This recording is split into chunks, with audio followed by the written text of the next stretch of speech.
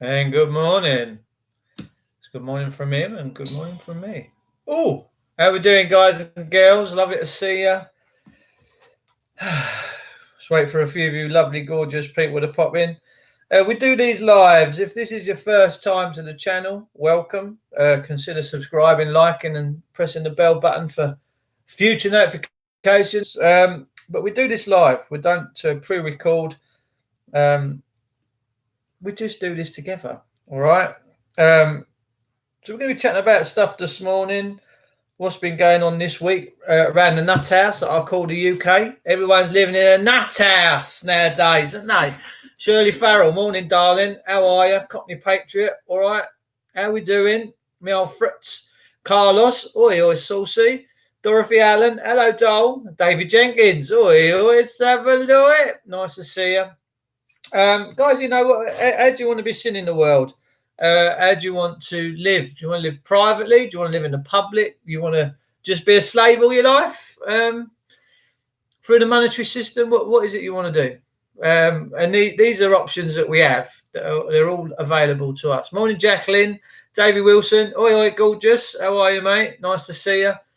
So we have to start learning to get back into the private, ladies and gentlemen, like we used to be, right? And when we was all in the private, we were free. Any joy finding the 206 form? I can't find it anywhere. Yeah, I've got a copy. I got copies. Gav, email me. I'm a bit light-headed today. I didn't sleep very well last night for some reason. I'll put my email up, and at some point, with all the things and bits and bobs that I do, Gav, I'll send it to you. All right. Just hang on a sec, and I'll add my. Oh, here we go. Right, so if people just email me there, Bob's your uncle, Fanny's your aunt. Now, I've emailed my local court in Palace Avenue. No, Palace Avenue, Maidstone? Palace, I think it could be Palace Avenue. And they've gone really quiet because I've told them what I'm going to be sending them. And they just won't come back to me. So I'm just going to have to send it, go down there. And give it to them. Give it to me, baby. So there's that little old saying, you know, when you're over the target, expect flack. And when people in the public domain go quiet on you because you want to do certain things and they know that you're hot potatoes, they just go quiet on you, which is wrong. It's just totally, totally wrong. So, you know, we have to get back to living the private, ladies and gentlemen. We have to get back to sorting all of our affairs out in the private. Does that make sense? You know, because in this public domain, all there is a third-party agent all the time. There's always another man or a woman working for a corporation that wants a bit of your life, that wants to, you know, you must have insurance for this. You must have your road tax. You must have your... I mean, we're not free.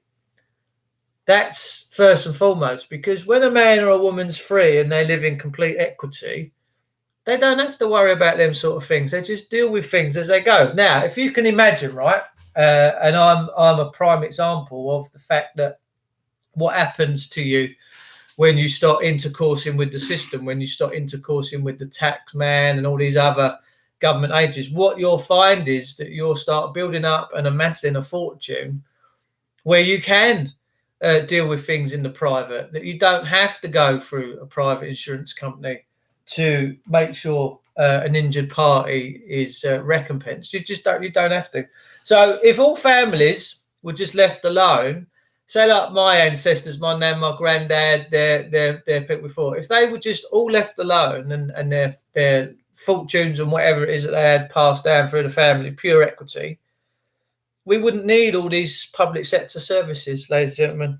And I can't speak that any truer than it is. Now, I'm just someone that wants to return to the old. I want to return to a very small government, very small public sector, and big people power.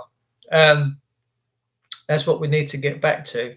And proper equity, where no man or woman can come and take your kids, come and take your car, come and take your house off you because you can't pay, or they deem that you've done something offensive to their way. This big state party, honestly, ladies and gentlemen, it really does my head in. how wicked this state party is. And it never used to be. It never quite used to be. People used to be decent in it. And you do have a fair few decent people within working in the system that get stymied. They get silenced. You know, there are social workers out there that do care about the kids, that want to see the kids stay with the families. And it should be their first priority. It should be our first priority for the family unit to keep the families together. End all this divorcement. Most divorces always end because everyone's too stressed out. Dad's working too hard, mum has to work, the family unit just falls apart now. It's not the wholesome way of life that we used to have. And this wholesome way of life I refer to isn't that long ago, ladies and gentlemen. It's only about 100 years ago in history where we had a very small state party. The state party could only ever intercourse with the public sector, the business industry, and it never troubled private men and women. Women in America and around the world were never addressed as persons until 1930s. They were always women, and we was always men. But now it's all we've really entered the last 100 years to a very violent and very wicked and subjective system. And to me, it's got to stop. I think we all need to come out of the world of the dead, the world of the fiction, and come back into the world of the living, where a man must bring forth a claim that another man has harmed him. And if they can't find remedy between them, you know, if I was out in my motor today and I, punched someone's car up, wrote it off, I'd buy them a new one. Because of the way that I've been with the system over the last 10 years, I deny a lifeline, because I know that I am private as within my own capacity, my own spirit. I don't want to intercourse too much in the public no more. It's a scary proposition. Roger Hayes, bond for insurance. Yeah, Roger Hayes. I know Roger. Roger's a good boy, good lad, good man, should I say. The British Constitution Group, I've met Roger a few times and he's a decent guy. I boxed you a link, mate. Can you please help share it, brother, from another mother who's doing 30 truck pulls over 30 days for a Make-A-Wish Foundation? Oh, yeah, of course I will. Is that on Facebook, Donna? Lovely jubbly. Blimey. 30 truck pulls. Someone must be strong. God, 30 truck pulls. My good God. Donna Proctor. Yeah, Donna's lovely. Donna's out there spreading her message, doing what she does, standing up for this, that, the other. A woman of light and reverence. I like what Donna Proctor does. She's a good soul, and I'm hoping that you're all good souls. I really am. And he's a big unit. Yeah, I'm sure he ain't if he's doing 30 truck pulls. I don't think I'll be able to pull one, in fairness. Don't tell me he's doing it with his teeth. I've seen that, and they pull them with their mouth. Oh, my life. My dentures would fall out. They'd be in the gutter. They'd be in the curb. So, like, that's what we need to get back to, blushing. No, you are good at what you do, Donna. You've got a good soul there. Keep it going. Keep shining your light, mate. But the public seems to think that it owns us now, and it's the court systems. They're just farcical. The police are just farcical. The police are just a Rottweiler. They're just a Rottweiler. They're not a Chihuahua. They used to be a bit of a Chihuahua. They were never really allowed to interact with us unless they knew 100% we'd committed a crime, and that was either murder, theft, raping, etc. They were never allowed to interact with us in the manner that they do now, and they're aggressive, and they need to be stopped. And how do we stop them? We all have to sort this mess out, because they're not going to do it. And many coppers know that the system's rocked and fucked, excuse my French, and they all openly admit it's only the people that can make us change, that can pull this country back into alignment. So that's what we're here for, ladies and gentlemen. So it depends on how you want to be seen in the world and how you want to be in the world. You know, we have the absolute right to be private. If we don't want to intercourse with the public, we don't have to. I'll give you a prime example. So I go down the road, I clip someone's wing mirror by my wing mirror, and I say to them, I'm really sorry about that, pal. It was my fault. How much for a new one? I'll buy you a new one. and you sort it out in the private. You still have that element to deal with all your stuff in the private, ladies and gentlemen. Okay, you don't have to use the public domain. You don't have to use an insurance company. These are the options that are still available to us, and we need to start doing more of that. And what we need to do is stop. This monetary system is being used to fleece us, because the monetary system is worked out in as much as they dictate all the wages and what they're going to pay in wages. And then what they do is they're quite clever. They work out roughly what you're going to spend a month on council tax and this and that and food. And they know that you're going to have X amount at the end of the month, maybe to go and have a meal somewhere. If you're lucky enough to go somewhere without a split screen and someone chewing your eyes out, they know you're not going to do that. And that's clever. But when you deny the system a lifeline, that's when your world opens up, ladies and gentlemen, and that's when you come into true equity. And that's what we need to get back to. We need men on men, women on women, man on women claims. We need to be settling in the private. We certainly don't need to be using all this public stuff. We need to kick the public into touch. We need to stop them intercoursing with us private men and women, and so that they just literally deal with the corporations they created. Now, the problem is they deem us to be a corporation. It's devilish. I can't see it as any more than a constructive fraud and an unlawful conversion of our natural God-given rights. And we need to sort that out. Jason Wills, Rottweilers sit. Why don't these dickheads? They're so violent, aren't they? Some of the stuff, the pictures that people have sent me, the violence that the police have done. They got hold of my friend Linda's son about 15 months ago. The police were assaulting her outside her home, and her son come out and said to the coppers, "Oh, you leave my mother alone," like any decent son would do, protecting his earthly mother. And they smashed his head into the windscreen so hard, they cracked the windscreen. But not only did they do that, and her son had palpitations, convulsions, and fits for a little while with how hard they'd hit his head into the windscreen, they then wrote her up a ticket and tried to prosecute her for having a damaged windscreen. Now, these people are fucktards. That's the only way I can describe them. And these are the crimes that they're committing daily, weekly, hourly, while we all turn a blind eye. We just turn a blind eye to it. Go, "Oh, no, don't, that's the police. They'll sort it out. Yeah, don't worry about it. Yeah, don't make a noise. Yeah, no, let them get on with it." You're just exacerbating the conditions. We need to pull these people into alignment. We need to defund them. We need to stop.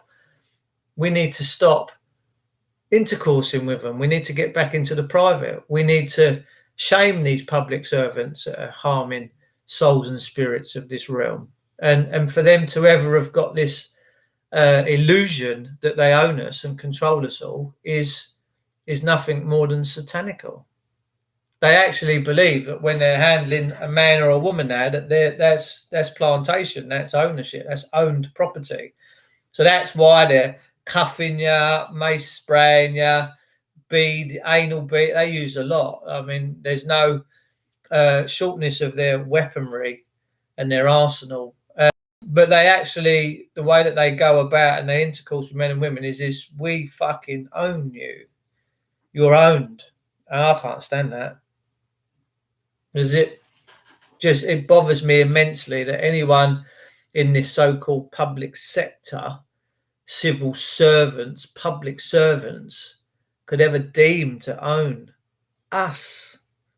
It's disgusting. Hope they don't anal bead me. Extra beads might be needed. Oh, I say, saucy. Yeah, why not? They are. They've turned evil. They've turned rogue. And always people come up with this line of defence. They're not all bad, Dave. There's got to be good ones in there somewhere. Well, my answer to that is show me the good ones. Where are the good ones when the bad stuff's going on? Where are they? I'm not seeing them. Are you seeing them? I'm certainly not. So these are the things we need to do. We need to change what we're doing. We need to go back into the private. We need to put these public servants back in their box, like a jack in the box that they've leapt out of. And that's all that's happened. They've just leapt out of their box. But we need to put them back in their boxes and make them know their rightful place of servitude. Yeah? They swear these oaths. They don't mean nothing. They can't even recite them. There was a guy the other day, locally, who's going out and doing all the auditing around train stations and this, that, the other. And this copper's pulled up and he's gone to him, blah, blah, blah. And this lad told him to fuck off. And the copper just laughed at him. And he's going, "I don't swear in public." He said, you can't be a complainer. He said, "The police can't be a complainer." He said, "You're just there to uphold the law." He said, "You can't be a complainer." And he wiped the floor with his copper because of his knowledge and his wisdom. And I don't blame people for talking to him like that. I don't. I just really don't blame them, because they've turned on us. They've turned on the people. Properly turned on the people. There's a good chance, ladies and gentlemen, if you end up in a cell in this fine country called England and you don't play ball, that you may even end up dead at some point. They might kill you. You don't know.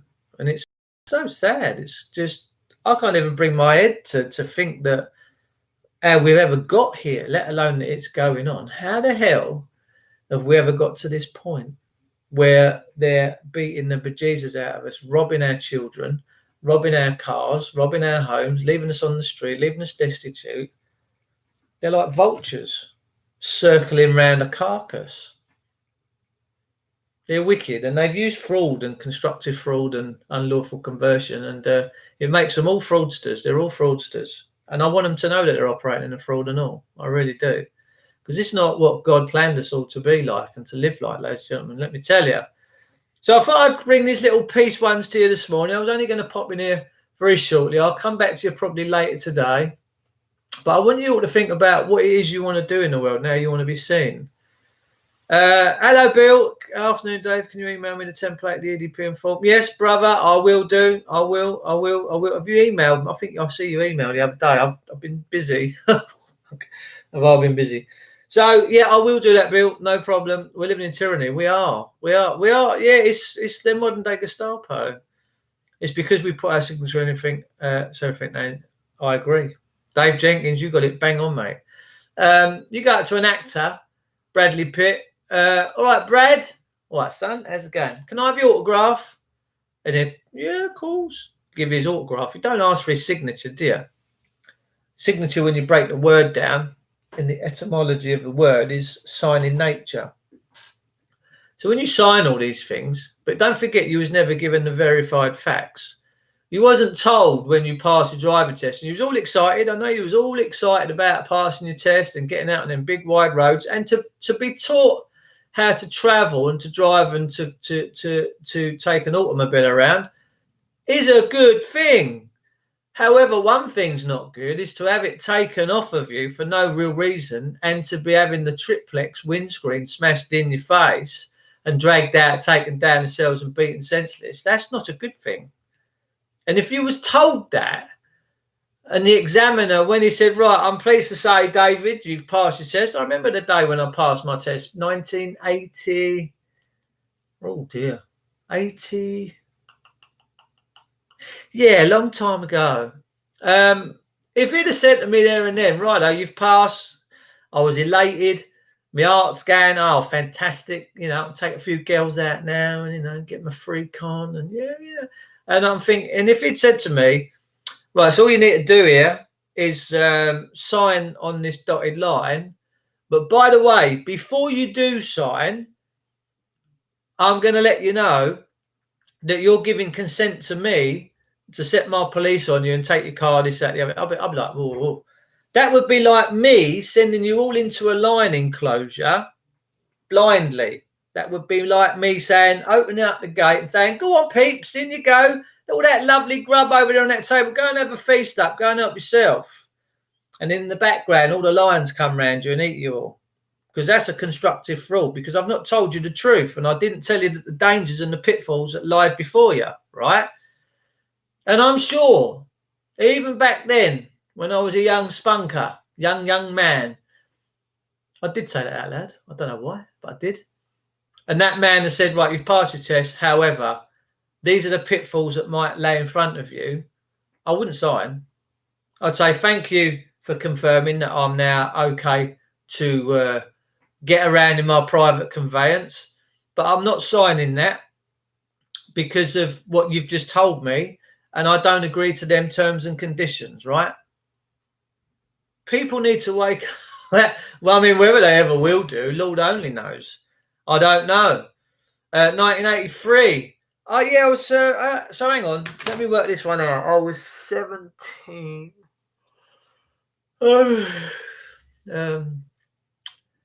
think I was about 84, 1984, I think, when I passed. Oh, my God. Jesus. Such a long time ago. Oh, man. So, yeah, but, like, you know, and if someone said, oh, here's your council tax bill, by the way, the minute you start paying this, we're going to have an entitlement to your property, your home. And this is what I said this the other day. This is why people have all this mental health in this country, because no one's fucking settled anymore. No one can put their head on their pillow and know that no one can come and kick their doors down and take their equity off of them. Everyone's worried about someone from this state party coming in and taking their kids, their homes, their cars. This is why we're all on such fucking tenterhooks and knife edge. It's got to stop. It's got to stop. Nice love, old fools. I had an XR3i with RS kit cabriolet with a white tonneau cover, and I tell you what, I used to polish the arse off of that car. I've got some pictures of it somewhere. I'll have to find them and dig them out. Man, I tell you, that was a real stunner.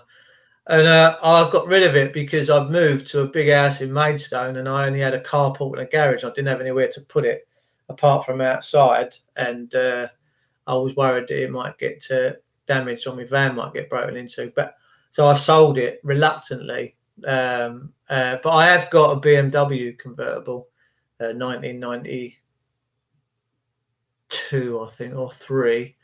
In my garage up on Jack's at the moment, and that should be back on the road next year. So I'm looking forward to that. It's going to be my free man mobile. It's going to be when I'm completely free and in my equity, and I've done all my evidence of life and this, that, and the courts have all understood me from a biblical point of view, then I'm going to be on the road with it. For sure I am. Look, I can't anything in this public system.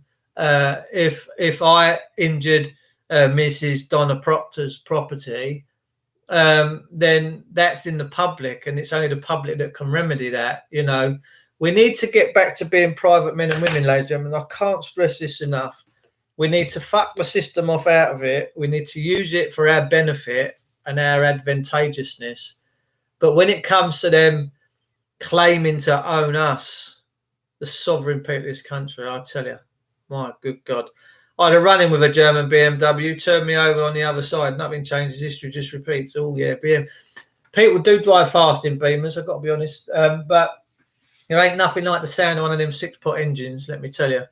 I've got a 325 black leather, black car, M3 lookalike convertible. It's all it's nice. It was just in my garage. I ain't done nothing with it for 5 or 6 years, but next year I'm going to have it back out and sort it out. I had an XR2 competition. Go on, son. And an air filter. Oh, she up the shovel, yeah. Full Capri, didn't need to boast. Full Capri's. Tidy. So, but look, you know, people say, oh, do you like my car? I say, well, you don't own it. And I love seeing people's reaction. When I say, you don't own it, you just keep it. The DVLA own it. They go, no, they don't. I say, I think you'll find they fucking do, mush. No, they don't. It's my car. I said, can a copper take it off you? Yeah, it's not yours then. And this is how simple equity is.